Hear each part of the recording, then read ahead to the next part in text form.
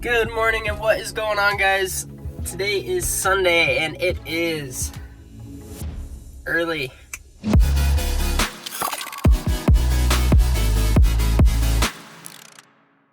I have got a packed day today planned. It's gonna start off with a buyer's meeting. We've got a purchase offer that we're gonna be discussing with somebody making an offer on one of our properties. And then right after that, I'm gonna be heading up to host an open house in Rancho Bernardo. Definitely expecting some curveballs, definitely expecting to have to change my plans somewhere throughout the day. But yeah, would love to take you guys along, kind of just show you what it's like to live a day in the life of a realtor. So we've got some fun things planned, a beautiful property, and I'm excited to show you guys what my day looks like today. I'm not the biggest fan of spending money at Starbucks. I used to buy coffee every single morning, but I've since tried to, make coffee at work or make coffee at home to save a couple bucks, but you gotta treat yourself every once in a while, so let's go get a cup. I am an espresso guy for sure, especially at Starbucks. Their coffee's just not that good, really. So if you're going there and buying brewed coffee, change your mind, do something else, get off that, because you can make better coffee at home or at work for so much less. Try out the Undertow though, guys. The Undertow is amazing. It's just some espresso with cream, but the way they make it and layer it, it's my weakness. I will spend the $2 every day to go grab an Undertow. If you guys go in and try an Undertow, pay me back for that recommendation by dropping a like or a subscribe. It would mean a lot to me. I've got some preparing to do. My meeting here is in about 22 minutes. So I'm gonna sit in the car right outside the office and just get a little bit of time to look over the material, really prepare myself for the answers and questions that we're gonna be spurting out during this meeting. I don't know if I'm gonna be able to bring you guys into the meeting with me, just because, this information is quite personal, but I will definitely recap once I'm done. I will tell you all about what happened, what was discussed, whether or not we took the offer, whether or not the offer was accepted. I can only hope. This meeting is actually with another agent who came to my open house originally with a buyer. The buyer decided that the house wasn't for them. So this agent actually liked the house so much and was familiar with the neighborhood. He decided to run some numbers himself. He let me know the numbers looked okay, and he wanted to have a meeting with me and my team leader. Really excited to see what he's found with his numbers and see what we can make happen today. And then we'll be off to the open house. So thanks again for coming along, guys. Can't wait to show you even more.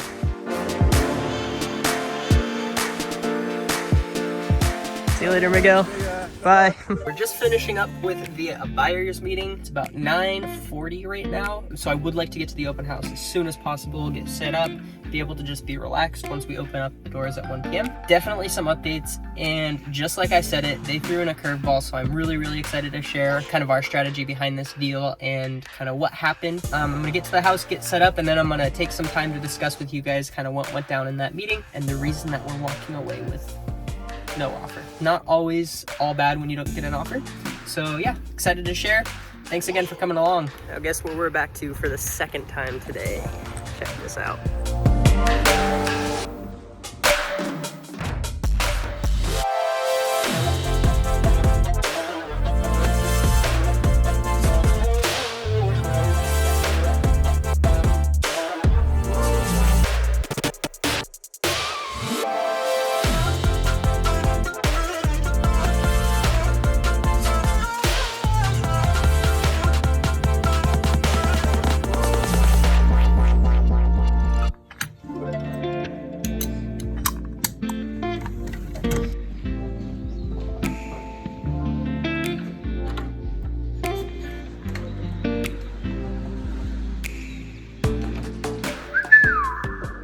Hello, realtor.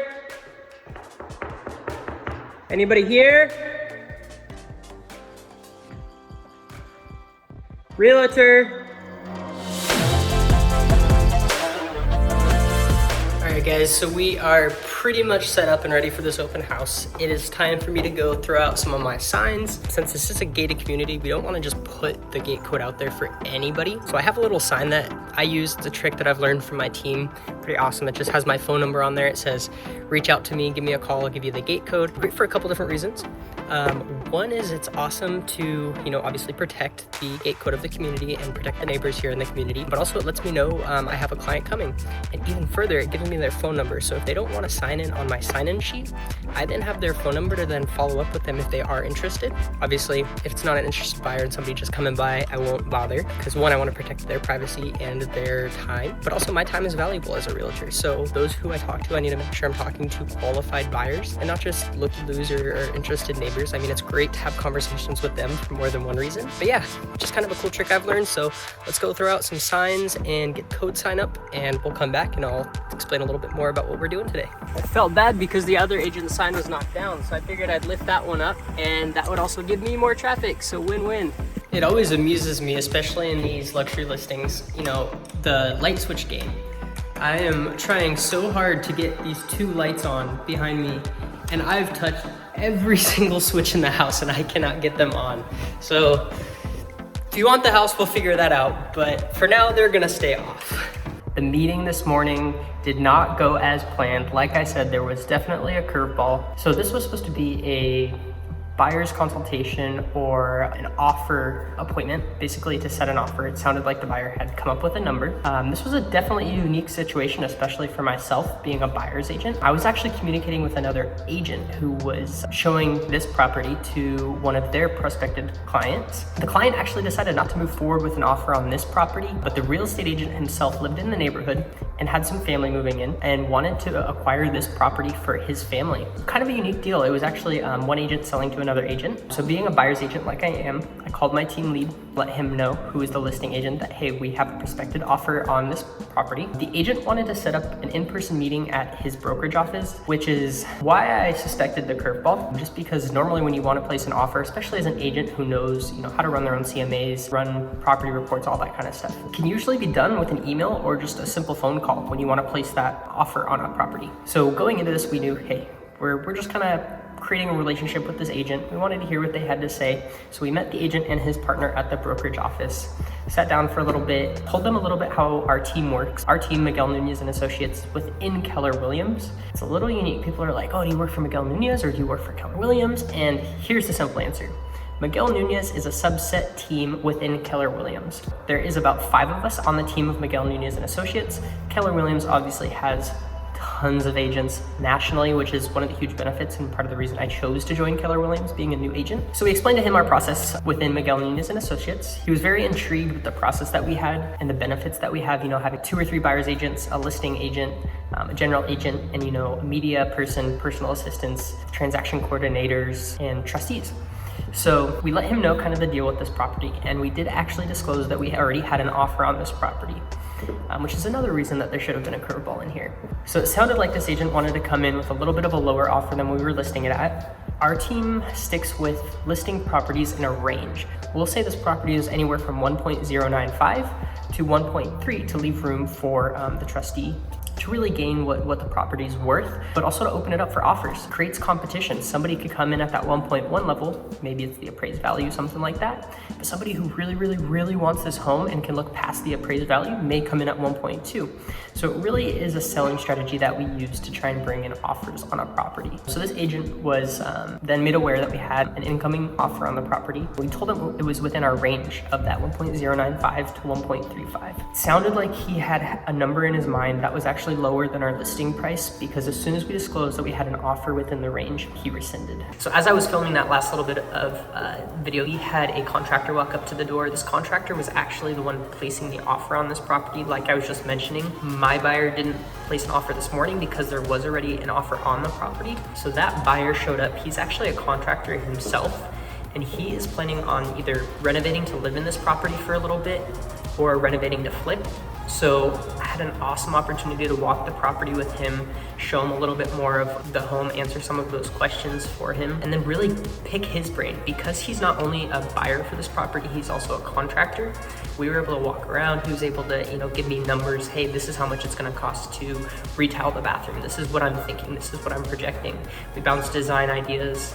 Do we wanna keep the marble floors? Do we wanna do new floors? Talked through the kitchen. I'm sure you saw in the very beginning, this kitchen is definitely a little bit outdated. Like I said, this home was built in 1989, and the previous owner didn't do too much modernization during the time of their ownership, which is actually a great selling point for a lot of buyers. When you guys see a home that is listed a little bit undervalued because it's a little bit outdated, jump on that, because as soon as you guys purchase it and dump in that money to make it modern and bring it up to your liking, you're gonna be at that property value and it's gonna be your home just the way you created it. This investor's not coming in and dumping, you know, $250,000 on renovations that really aren't up to your liking.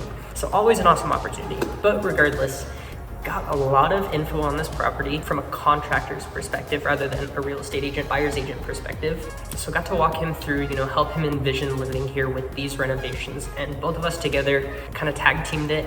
It's an awesome experience, I think, for both of us. So awesome that he actually signed the counter offer that we presented to him. Like I said, he had made an offer on the property. We came back with a counter offer. He actually agreed to the counter offer on this property. So I consider that a win for our team, even though it wasn't my buyer's agent. Our team is still moving the property.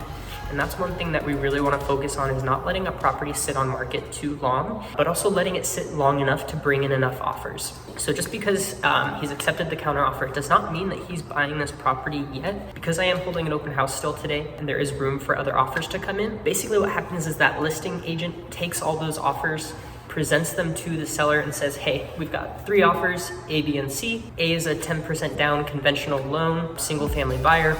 Second offer is an all cash, no contingencies. Obviously those are the best. And then the third offer, you know, it's 40% down, FHA or VA loan, whatever it may be. So the seller then gets to choose from those offers, you know, what's the best offer, what's the best price that we're getting, down payment, what are we looking at for escrow timing. You can always make escrow shorter to really make your offer a little bit more attractive to the seller. So obviously nobody wants to sit in escrow for 40 days, 55 days. So as much as you can do to make that as painless and as easy for the seller as you can, your offer is gonna look much more attractive. So like I said, the buyer came in, walked through the property, he got all of his numbers straight. Things started to look really good for him from a contractor's perspective and also a buyer's perspective. So counter offer is signed. Really, really excited on that one. Now we're here to show a couple other people, maybe bring in another offer or two. That would be amazing. Obviously, like I said, the more offers, the better. It gives the seller some options to choose from and let them know that we, Miguel Nunez and Associates, are doing our job in finding a ready, willing, and able buyer for this property.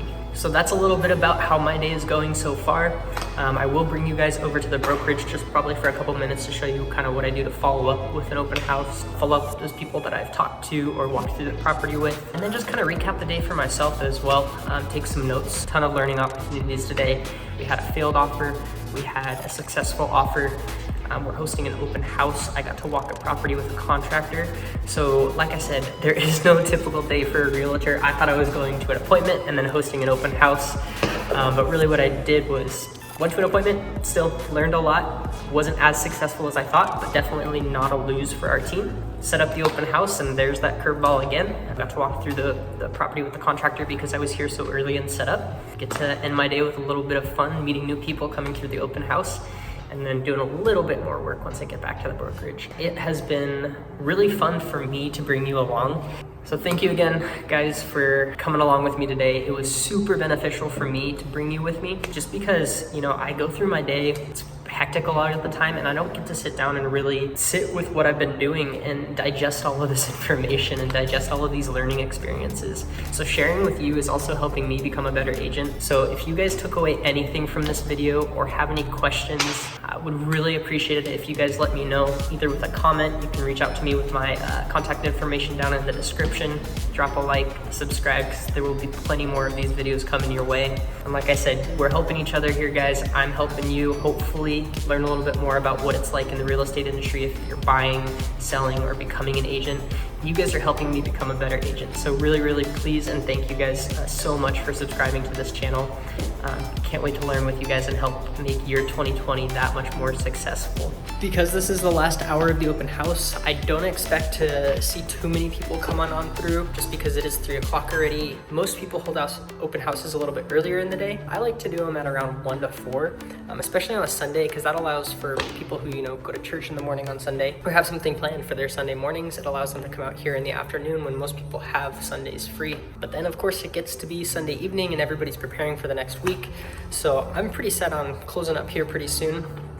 I may start going to grab some of my signs just because it's already been a successful day and I still have more work to do once I get back to the office. So again, just a quick overview of the open house. It's been going great. Got about 10 to 15 different groups that traveled through here, a couple that are very interested that I'll be working with here as well. So yeah, time to go ahead and close up shop here, and I'm gonna pack my car and we'll head back to the brokerage office to do some follow-up work and plan my week as well, because I do have a crazy week coming up here this Monday through Friday. I just realized I haven't eaten anything today. I've had coffee and water. So I picked up a protein shake. 10 bucks. 10 bucks for a protein shake that I could have made at home for $3. Ugh. Anyways, got to do it because I'm hungry and don't have time to eat.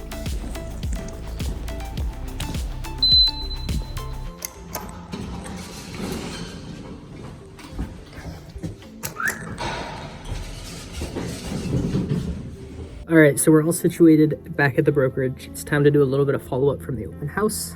I'm here in this tiny little cubicle phone call booth, but I like to come in here, especially after hours. It's super, super private and really just lets me focus. I'll throw my headphones in and just go for it. I have this open house sign-in sheet that I use to grab people's information, you know, write notes on the back of it while they're there, because with 15, 20 groups coming through, it's hard to remember the name and all the specifics of that family and what they're looking for and all that kind of thing. So I'll take some notes throughout the day when I get a lull on each potential buyer. And then I'm gonna come back here, follow up, just let them know, hey, it was great to meet you today. Here's the information we talked about. Here's the property flyer in case you didn't take one, my contact information. And that kind of just opens up the line of communication for me to really vet them and see if they are ready to move forward with the house. And if they are, my job really kicks in and I get to work with them and help them present a really attractive offer to the seller. Again, my specialty is a buyer's agent, so I work with buyers. My job, I tell people, is not to sell the house, but it's to find them a home. So yeah, it's time to go through my list, follow up, reach out to some of those people that I mentioned today. A couple very, very, very promising leads on top of the single offer that we had the counteroffer accepted this morning. 2 potential buyers that walked through today do not have agents, are looking to move forward. So I'm gonna go ahead and help one with financing, and the other one just talk through a couple other logistics, let them know of kind of the process, and hopefully submit 2 more offers today, guys. That would bring our total offer count to 3 today, with 1 that we did not follow through with. So I'm counting this already as a successful day. Again, thank you guys for spending the time to watch this video and see what we go through as a real estate agent here to make really dreams come true. So I'm gonna go ahead and get to work. Thanks for coming along this journey with me. If you do want to contact me, you have any questions, just want to say hello, I would really appreciate it. All of my information is down below. You can shoot me an email, drop me a comment, drop me a like. I really appreciate it, especially if you tried one of those Starbucks Undertows, my addiction. Also, don't get one of these. $9 not worth it. But anyways, guys, I hope you have a beautiful, beautiful, beautiful rest of your week. I'm gonna go ahead and get busy here, and I will catch you on the next vlog, which I hope to be putting out soon.